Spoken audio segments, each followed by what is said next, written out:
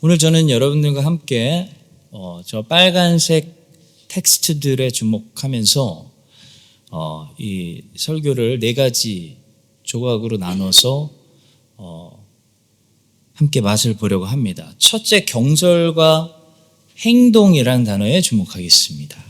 그는 경솔하게 행동하지 않았다.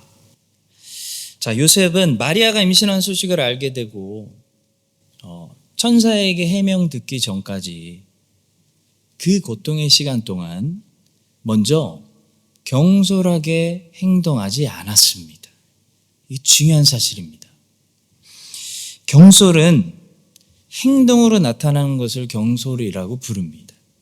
경솔했다 라는 소리를 우리가 언제 듣냐면요, 내가 뭔가 행동했을 때 듣는 겁니다. 아무리 한마디 해버리고 싶고 저질러버리고 싶고 사고 쳐버리고 싶어도 이걸 우리가 생각으로만 가지고 있으면요, 아직 경솔한 게 아니에요. 성도 여러분, 누구나 생각은 다 합니다. 누구나 그만두고 싶은 생각, 도망가고 싶은 생각, 포기하고 싶은 생각, 사고 치고 싶은 생각, 누구나 다 해요. 안 하는 사람 없습니다. 다만 모두가 그 생각을 자주 행동으로 옮기지 않는 것뿐입니다. 요셉도 사람입니다. 요셉도 질투감이 불타오른 남자예요. 마리아에게 찾아가서 진짜 따지고 싶은 마음, 화내고 싶은 생각, 하나님 원망하고 싶은 생각, 왜 안 들었겠어요? 아내 될 사람이 임신하고 왔는데. 여러분, 그러나 요셉은 적어도 경솔하게 행동하지 않았습니다. 그걸 어떻게 할 수 있냐면, 요셉이 어떤 실수의 행동을 했다는 그 어떤 기록도 성경에 없기 때문입니다.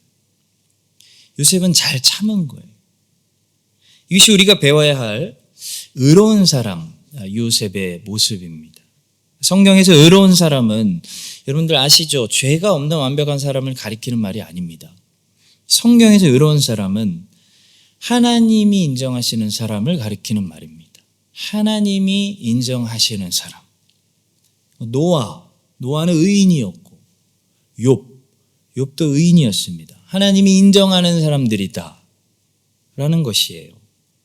요셉도 하나님이 인정하는 사람, 의로운 사람이다 라고 성경은 부르고 있습니다. 그의 남편 요셉은 의로운 사람이라 어떻게 했나요? 그를 드러내지 아니하고 가만히 끊고 자요. 요셉은 이 일이 터졌다고 해서 폭발하지 않았습니다. 난리치지도 않았습니다. 요동치지도 않았습니다. 그는 일단 경솔한 행동을 하지 않았습니다. 그를 드러내지 아니하고 가만히 끊고 자요. 그는 신중했습니다. 그는 참았습니다. 성도 여러분, 생각으로만 가지고 있는 것은 경솔이 아닙니다. 생각은 누구나 다 합니다. 저 100번 이해합니다. 그런데 생각을 행동으로 옮기면 그건 경솔한 행동이 됩니다. 여러분과 제가 이 사실을 기억하고 우리도 요셉처럼 마리아가 임신한 사실을 알게 된 시간부터 하나님의 어떤 해명과 지시가 내려지기 전까지 그 고통스러운 스트레스풀한 시간 동안 아무리 답답하고 화나고 프레셔가 우리를 눌러도 일단 그 부정적인 생각들을 급하게 행동으로 바꿔서 실수하는 그런 경솔한 사람들이 되지 않고 요셉처럼 가만히 견딜 줄 아는 사람, 가만히 견딜 줄 아는 사람들 되시기를 예수님의 이름으로 축복합니다. 두 번째로 명백과 참을성이라는 단어에 주목합니다. 그는 자기가 해야 될 일이 명백해질 때까지 참을성 있게 기다렸다. 참는 것에는 반드시 언제까지라는 시간이 있습니다. 영원히 우리가 참아야 되는 것은 세상에 한 가지도 없습니다. 모든 참는 것에는 반드시 여러분 끝이 있습니다.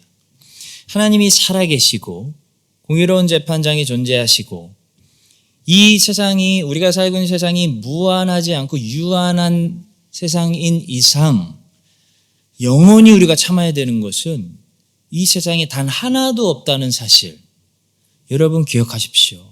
하나도 없습니다. 여러분 많이 참고 계시죠? 참아야 되는 것이 뭐 한두 가지입니까? 인생은 여러 가지들을 많이 참아야 되는데 그 참고 계신 그 여러 가지들이 전부 하나씩 끝이 있습니다. 끝이 있어요. 어떤 것은 생각보다 그 끝이 빨리 와요. 내 생각보다. 그래서 더 이상 안 참아도 되고 어떤 것은 생각보다 그 끝이 더디게 옵니다. 늦게 와요. 그래서 오래 참아야 되는 것들이 있습니다. 근데 중요한 것은 참는 모든 것에는 반드시 끝이 있어요. 반드시 언제까지 참아야 된다는 그 끝이 있는데 특히 어떻게 해야 할지 모를 때 하나님의 뜻이 분명하지 않을 때 하나님이 나보고 어떻게 반응하라고 하시는지 잘 구분이 안 될 때 그때는 언제까지 참아야 되냐면 상황이 명백해지고 분명해질 때까지 참아야 됩니다. 내가 해야 하는 일이 분명해지고 명백해질 때까지 참으시면 됩니다. 요셉의 경우를 생각해 보십시오. 요셉은 마리아가 임신 초기 때 아마 임신 사실을 알았을 겁니다.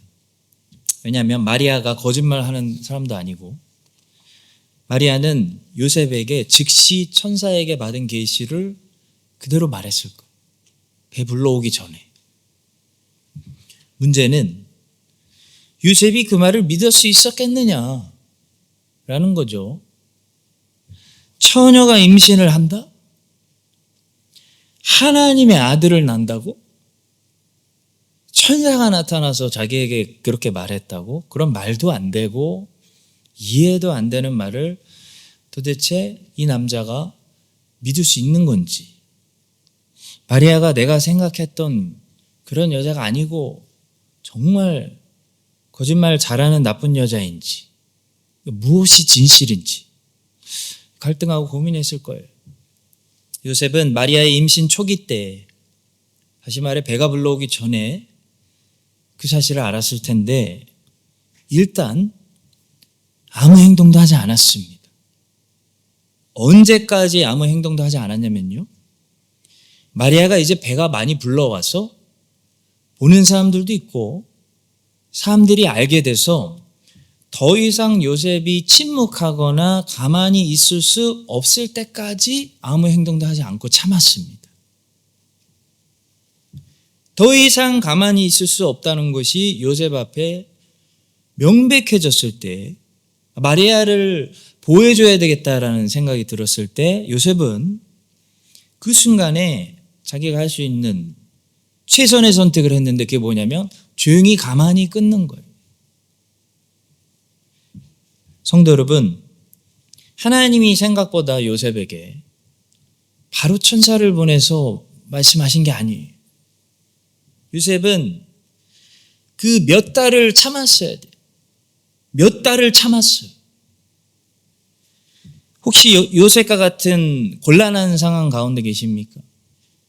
예를 들어 뭐 직장을 그만두고 새 직장으로 가야 하는지 말아야 하는지, 그렇다고 새 직장으로 확 열어주시지는 않는데 지금 직장에서 뭐 부당함도 있고 관계 문제도 있고 여러 가지 골칫거리들이 점점 커져서 정말 하나님이 나가라고 하시는 것 같다라는 생각이 드는 그런 한참 고민의 단계에 있을 수 있잖아요, 우리가.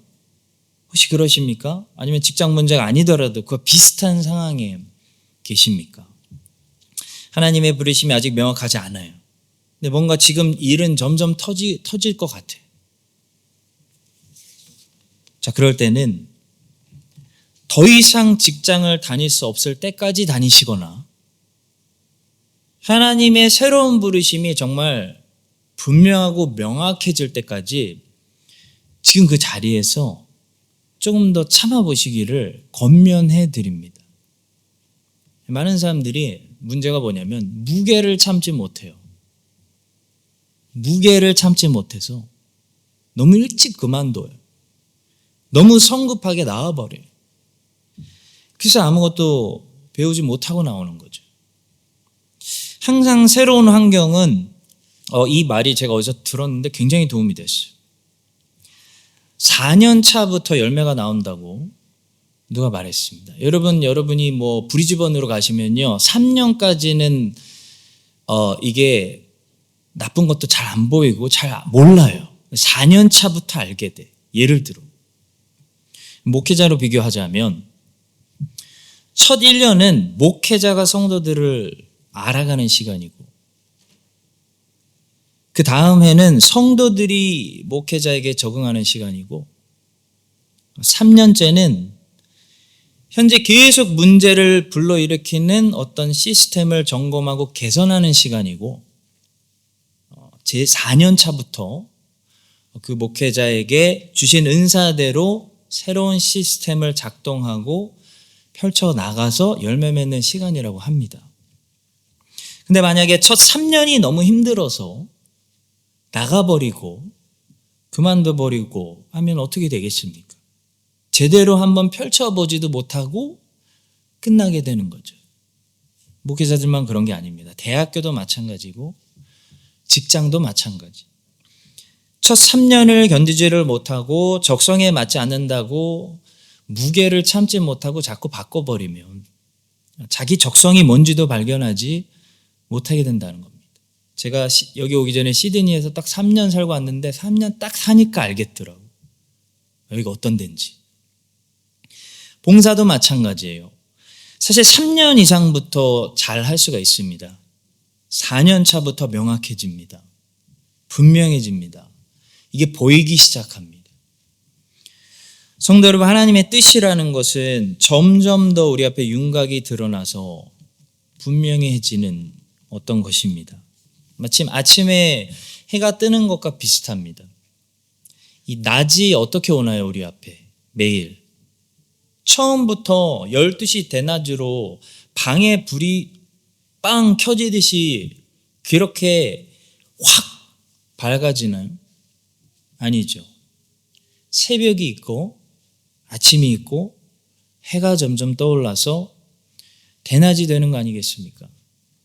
마찬가지로 메시아는 아담과 하와에게는 여자의 후손으로, 아브라함에게는 여자의 후손 중에 히브리 사람으로, 야곱의 아들들에게는 여자의 후손 중에 히브리 사람 중에 유다 지파로, 다윗에게는 여자의 후손 중에 히브리 사람 중에 유다 지파 중에 다윗의 후손으로, 미가 선지자를 통해서는 여자의 후손 중에 히브리 사람 중에 유다 지파 중에 다윗의 후손 중에 베들레헴에서 태어날 사람으로 점점 이 메시아 윤곽이 점점 해가 떠오르듯이 드러나는 거예요. 하나님의 뜻은 그렇게 우리 앞에 드러나는 거예요.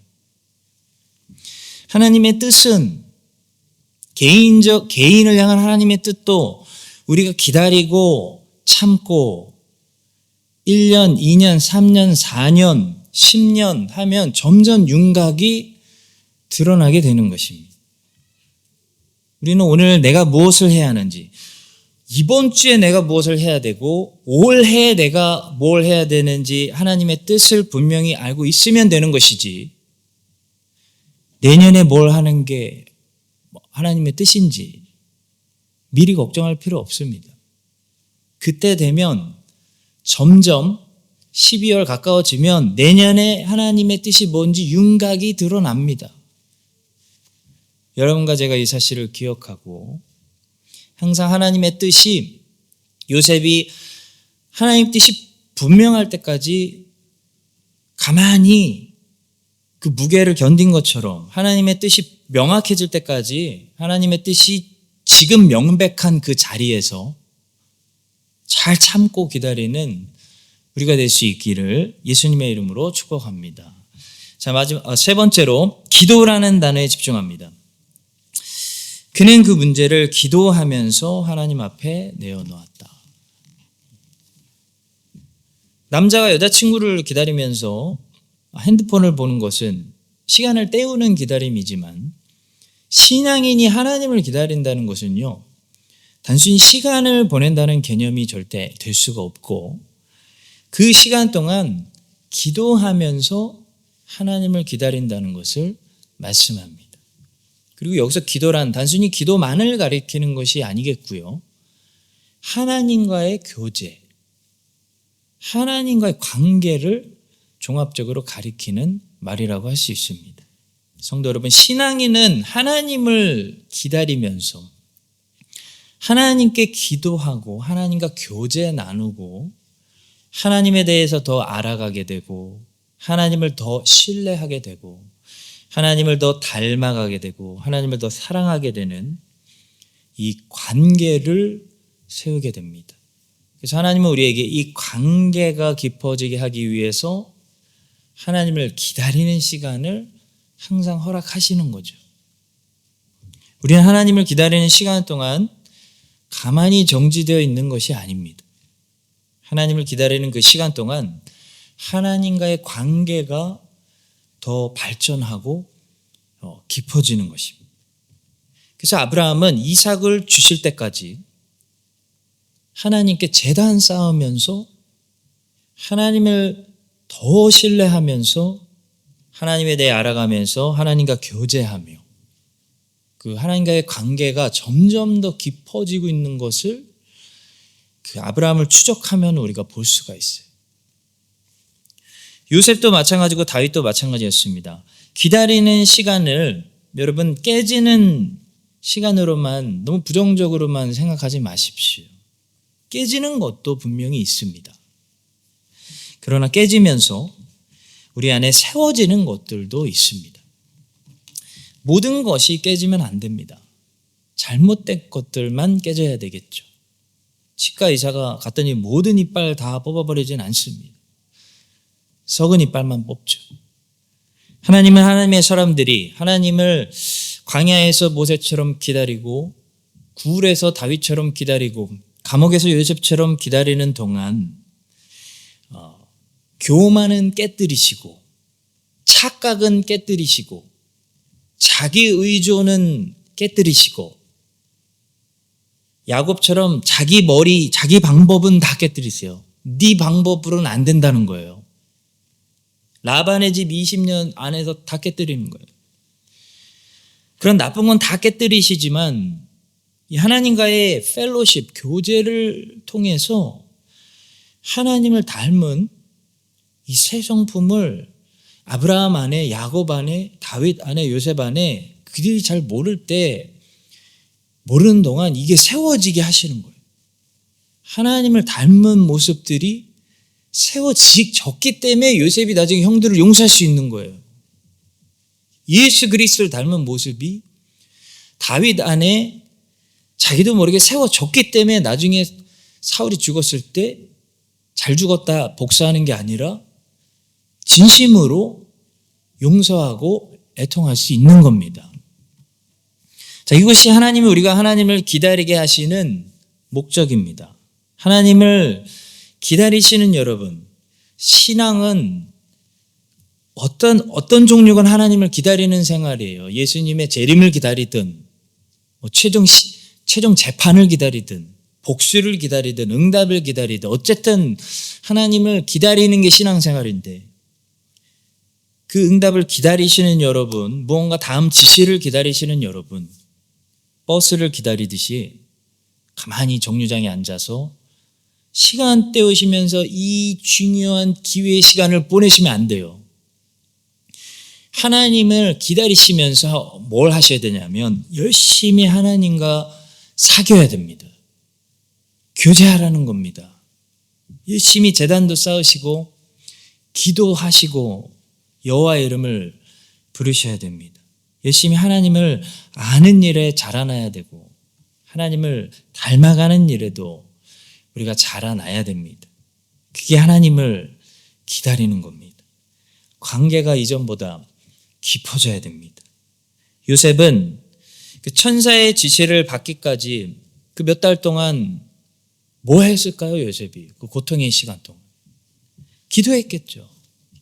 날마다 기도했을 것입니다. 예수님처럼 그 마리아의 그 고백을 들으면서 이게 무슨 일인가 하면서 조상들이 믿어왔던 모든 신앙에 대해서 심각하게 묵상하고 했을 거예요. 여러분과 저도 하나님을 기다리는 시간 동안 가만히 시간을 때우지 말고 열심히 하나님과 교제하는 일에 힘쓸 수 있는 그런 2026년을 여러분과 제가 보낼 수 있기를 예수님의 이름으로 축복합니다. 자, 마지막 네 번째로 여러분 반드시 인내에는 반드시 보상이 있다는 사실을 말씀드리고 싶습니다. 요셉은 인내함으로 큰 보상을 받게 된다. 요셉은 인내했더니 잘 참은 거죠. 마리아에게 폭발하지 않고 하나님의 말씀을 천사로부터 직접 전해 듣게 되는 특별한 계시의 축복을 받았습니다. 그 말씀의 계시를 딱 들으니까 요셉이 몇 달 동안 고민했던 염려, 두려움이 한 방에 싹 사라졌어요. 드디어 응답된 거예요. 드디어 그 무게에서 탈출한 거예요. 우리 하나님께서는 자비로우십니다. 여러분 믿으시죠? 그래서 참고 순종하는 종들에게 반드시 때가 되면 작고 큰 보상들을 나눠주십니다. 천국 가서 받을 영생과 부활의 몸과 면류관과 각 사람이 행한 대로 만족스럽게 갚아주시는 그 최후의 상 말고도 이 땅에 사는 동안 우리 하나님께서는 인내하고 참고 주님을 기다리며 순종하는 종들에게요, 그때 중간중간 상을 주시고 보상을 주십니다. 우리가 하나님의 풍성하시고 자비로우신 성품을 묵상한다면 그러한 보상을 기대하지 않는 것이 오히려 이상한 것이고, 우리는 실제로 성도들의 삶에서 그런 이야기들을 많이 듣게 되고 또 성경에서도 그렇게 보상 주시고 갚아주시는, 잘 참고 순종했더니 뭐 승리를 주시든 뭘 주시든 갚아주시는 이야기들을 많이 듣게 되며, 그런 이야기들을 우리 귀에 듣게 하심으로 더욱더 힘을 내서 잘 인내할 수 있도록 하십니다. 여러분, 성경이 왜 잘 견디고 순종하고 참으면 하나님이 갚아주신다고 보상 주신다는 이야기를 우리에게 하겠습니까?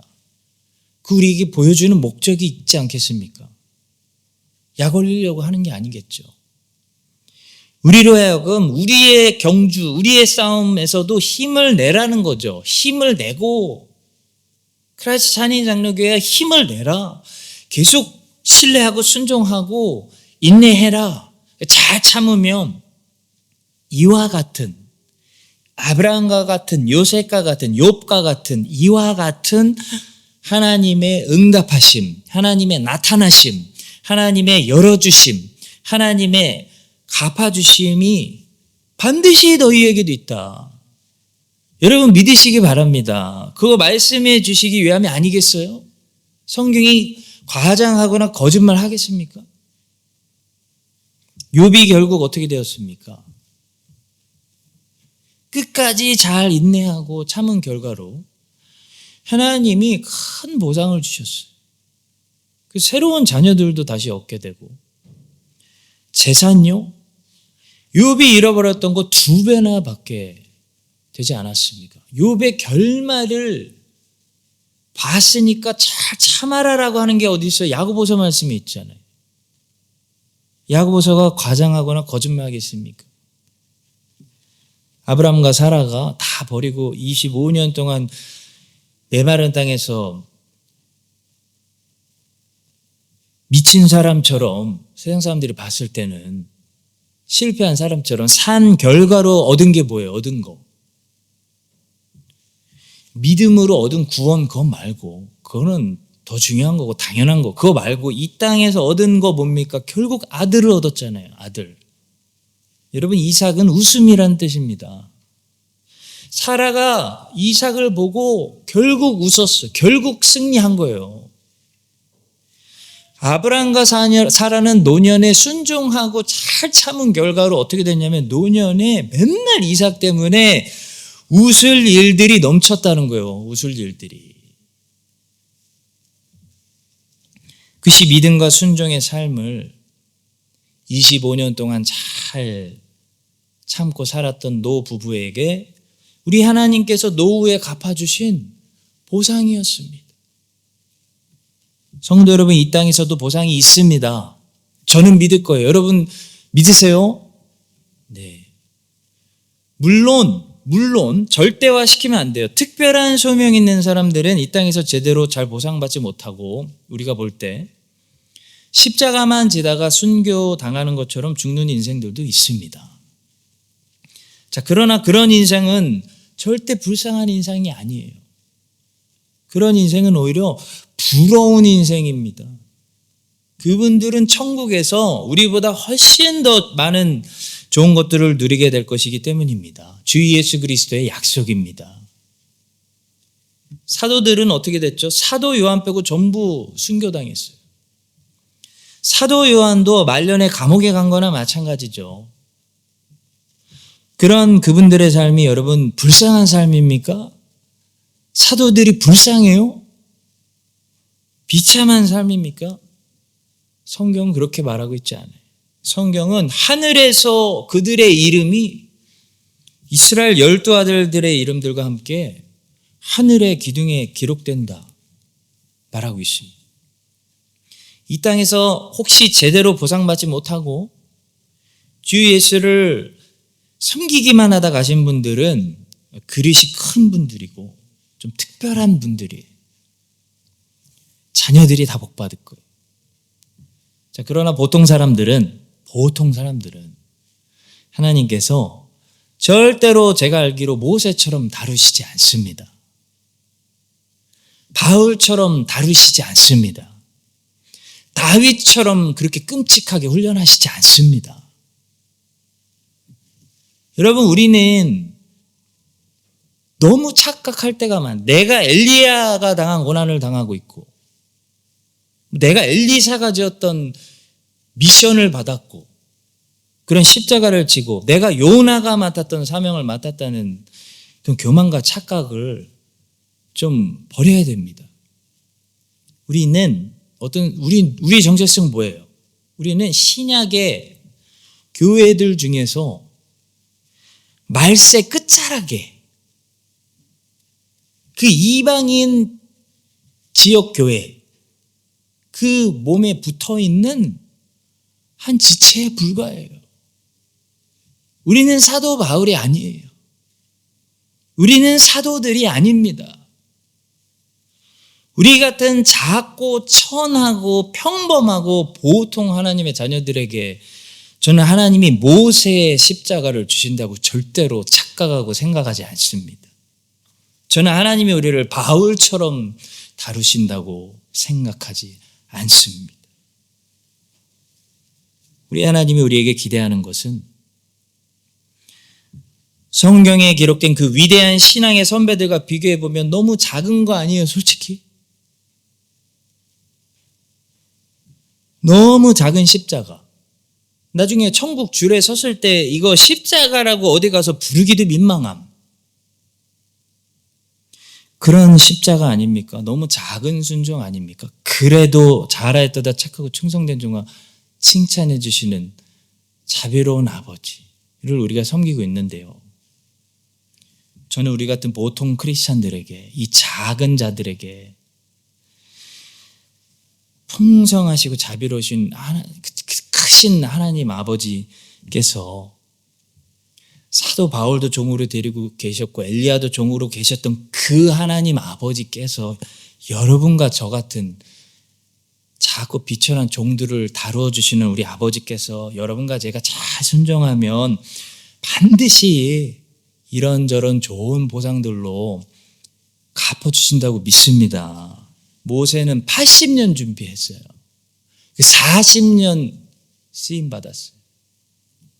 그렇지만 여러분과 저는 40년 쓰임받지 않습니다. 걱정하지 마세요. 40년 아니라 주께서 4년만 내가 제대로 쓴다고 하실 때 잘 우리가 참고, 그러니까 모세 10분의 1만 참으면 되는 거예요. 잘 믿고 순종하면 자비로우신 아버지께서 그 4년에 대한 충분한 대가, 내가 하나님께 그 직분 맡고 그 자리에서 봉사 정말 2년 3년 별의별 소리 들으면서 그러나 참고 기도하며 잘했더니 정말 하나님이 보상해 주시더라. 그렇게 보상해 주실 줄로 저는 믿습니다. 요셉은 마리아가 잉태했다는 사실을 알게 된 후부터 천사가 나타나서 모든 것을 말해줄 때까지 그 답답했던 시간 동안 잘 참아서 결국 하나님의 말씀을 듣게 되고 모든 두려움과 염려가 한 방에 사라지는 그런 응답을 받게 되었습니다. 여러분과 저에게도 이런 응답, 이런 일, 이런 보상, 이런 인내의 끝, 그런 일이 일어나게 해주시기를 예수님의 이름으로 축원합니다.